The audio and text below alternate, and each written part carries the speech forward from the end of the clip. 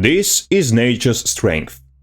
Nature's Strength, upon stacking up, which just requires hitting a number of mace skills, grants stability and Force of Nature, a temporary damage increase, and by the way, it also resets all cooldowns of mace skills. This is Tactical Reload.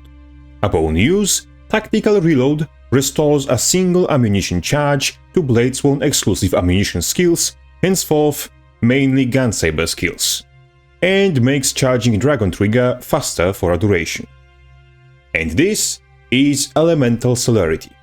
Again, upon use, Elemental Celerity restores cooldowns of weapon skills of your current attunement. As you can see, these three do roughly the same thing. They restore cooldowns of weapon skills, with Force of Nature being noticeably superior to the other two due to mentioned stability and damage steroid.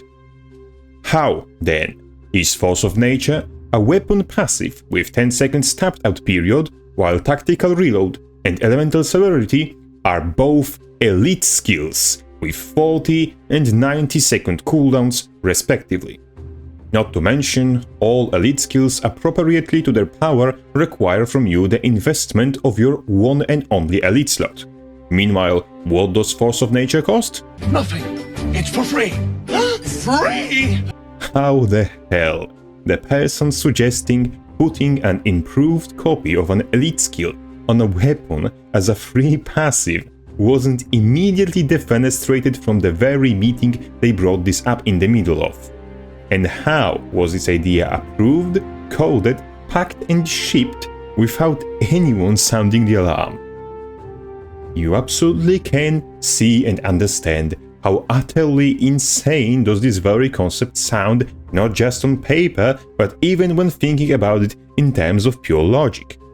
And this concept was not only released onto the public, but also buffed shortly after, by reducing tapped out period, and yet neither PvP nor World v World collapse under the weight of this utter insanity.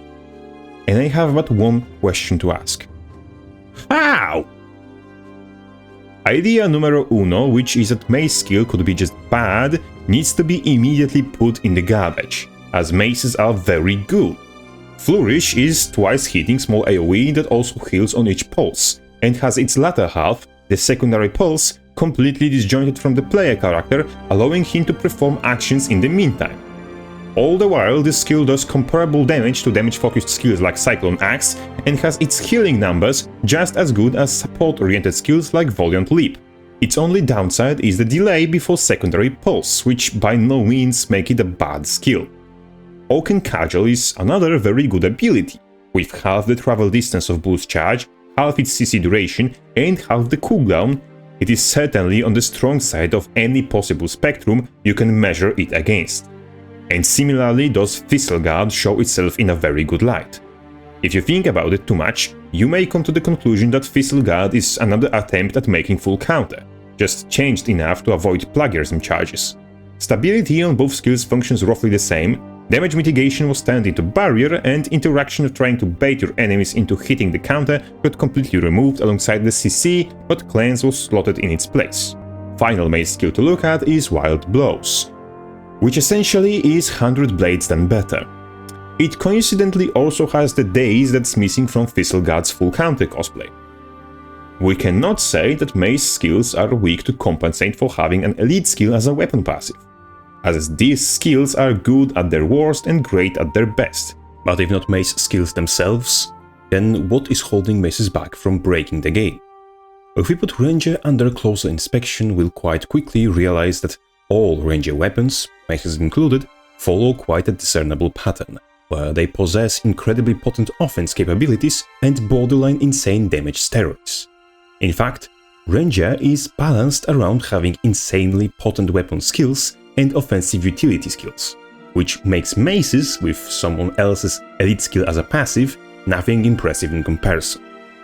But on the other hand, defensive utility and survivability Ranger can access are underwhelming to compensate for his borderline overpowered offense. Your access to defensive utility is less than stellar. Ironically, maces provide the most frequently available source of stability to your kit that doesn't go into elite slot, And what's probably even more troubling, the majority of damage mitigation tools are specialization exclusives, like Perilous Gift or Unflinching Fortitude.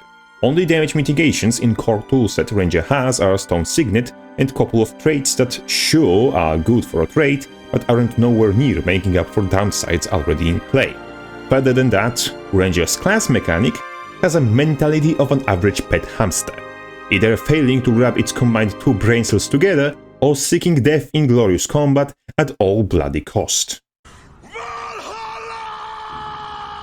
Having mediocre access to stability, mediocre sustain, mediocre stun breaks, and mediocre damage mitigation at the same time, it's not the weapons, nor anything related to them, but Ranger himself that holds maces firmly by the spiky metal balls and prevents them from stepping too far out of the line.